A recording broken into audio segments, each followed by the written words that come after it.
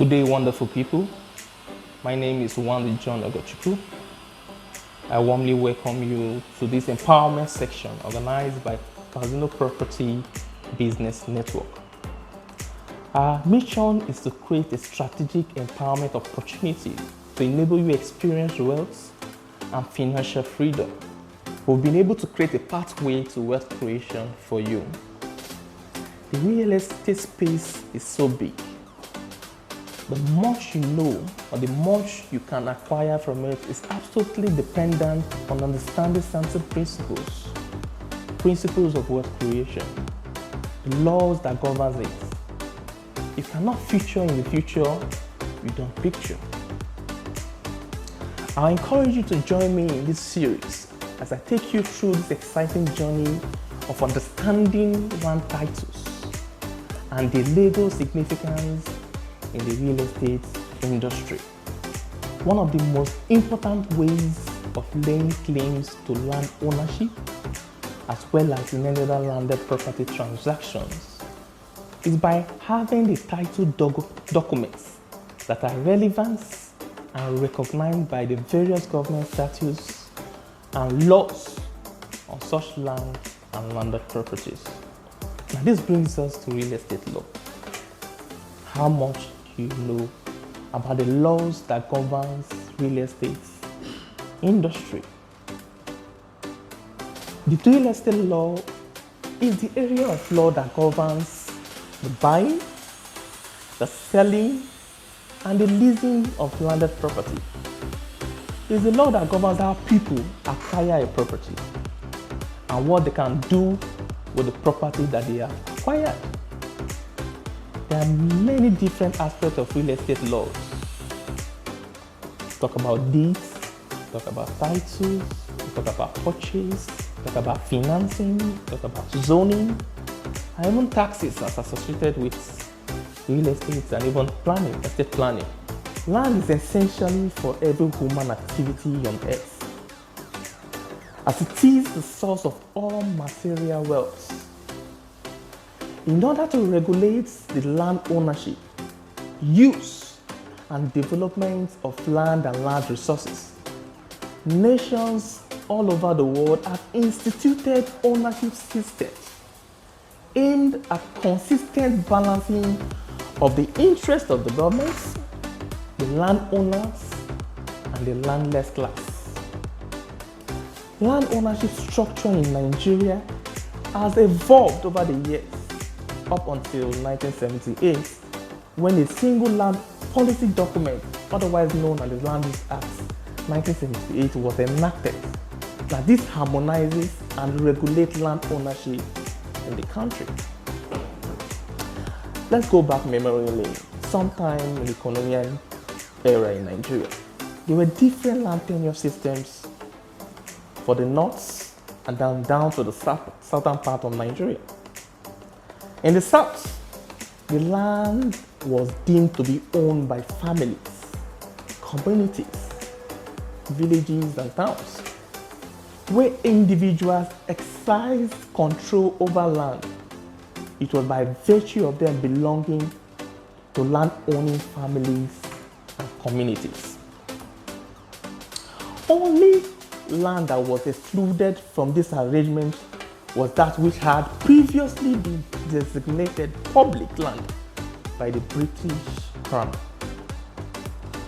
The Land Use Act, enacted in 1978, was meant to standardize land administration system across the country. It vested all urban land within the states in the state government and all non-urban land in local governments which they are found. There are currently 36 states in Nigeria, 774 local government areas. The state governor and the local government authorities are empowered by the Act to grant statutory right of occupancy. There are multiple laws that govern land administration in Nigeria. These laws vary from state to state. Most states have enacted laws providing for the establishment of a state land registry.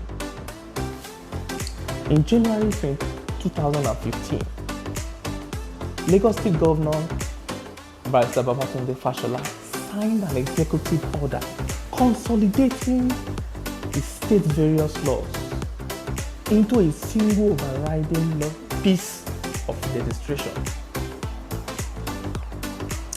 The laws that govern land administration in Nigeria include the following. Number 1, the Land Use Act enacted in 1978. Number 2, registrations of title, Lagos State 2003.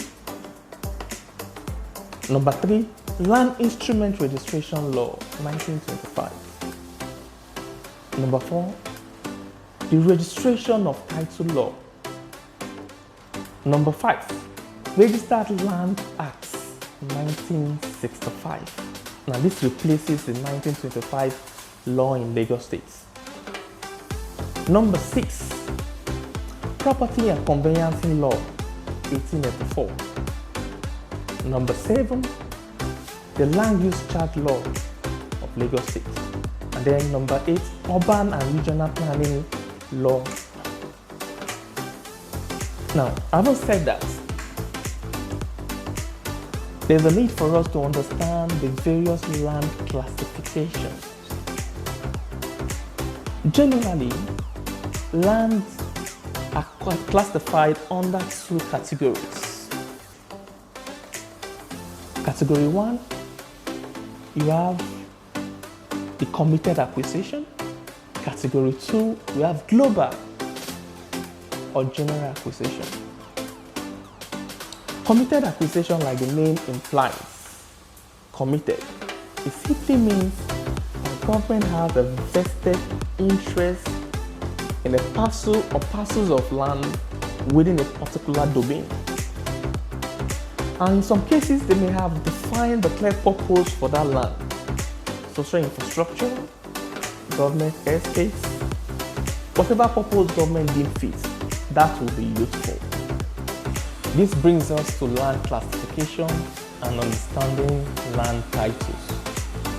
Land can be classified as either free or acquired. A parcel of land is considered free if the government has not indicated any form of interest whatsoever in that land. Such land is free to buy because the title on the land can be perfected without issues. For acquired land, it is subcategorized into committed acquisition or global or general acquisition. Committed acquisition, as the name implies, it means that government has a vested interest on that land. It could be for whatever purpose, but most of the time it's for public interests, to build social infrastructure, to build government committed estates, for urban area development. Such type of lands are not free to buy. No individual has a right to sell such land. Reason being that it is being earmarked for a particular purpose. If an investor goes and buys into a committed land, he's only taking a risk at his own expense. Because one, he cannot perfect his land title. Secondly, when government is ready to set up infrastructure on that land, the demolition man will come and no form of compensation will be paid to that investor that bought into a committed acquisition. The next is global or general acquisition. Global or general acquisition. This is another subcategory of land acquisition. Remember that the Land Use Act enacted in 1978 vests land ownership on the shoulders of the governor within the territory of the state. The governor holds this land in trust for the people. Lands that are under general acquisition or global acquisition can later be confirmed free or committed as the case may be. A land under general acquisition can be freed by a process called accession. Accession is a process whereby the government releases a portion of an expanse of land that is not committed. Please take note, that is not committed. Government releases that expanse of land, and it's not usually released to individuals, it's released to the community. Accession is the process whereby the government releases a portion of an expanse of land that is not committed.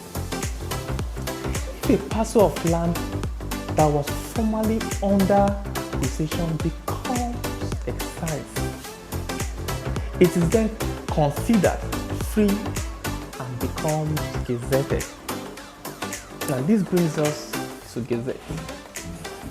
Gazette is actually an official record book where details about land are published.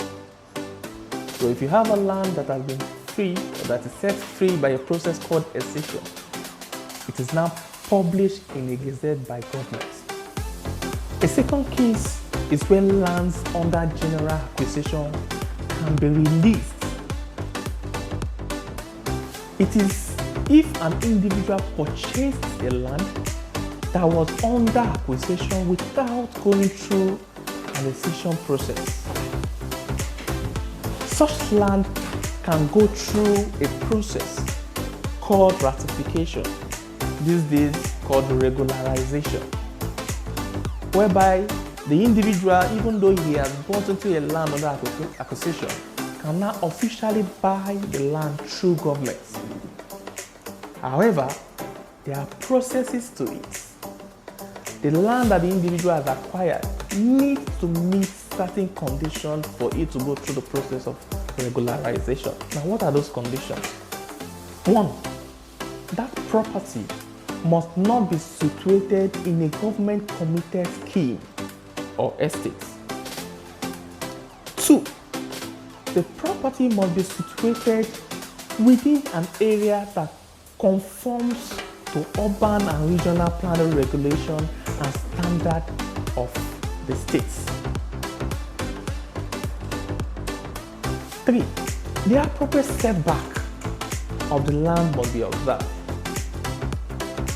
4, the appropriate distance from drainages, canals, NNPC pipelines, gas pipelines, NEPA transformers and high tension wires, as well as water pipelines and other restrictions laid down by the physical planning and other planning authorities. So that land must conform to such conditions. The fourth condition, before the land can go through the process called ratification or regularization, is that the land must not fall on a road alignment. The fifth condition is that the land must not fall within a committed government scheme or area. And finally, the land must fall within the permitted regularization areas. Now, if an investor buys the land that is under general acquisition and wants to go through the process of regularization, these 7 illustrated or enumerated terms or conditions must be met for the land to go through the process called regularization. Now that we understand the classification of land, in our next series, we will be looking at the meaning of each document as it relates to land titles and land acquisition. Join us in our next series. Thank you.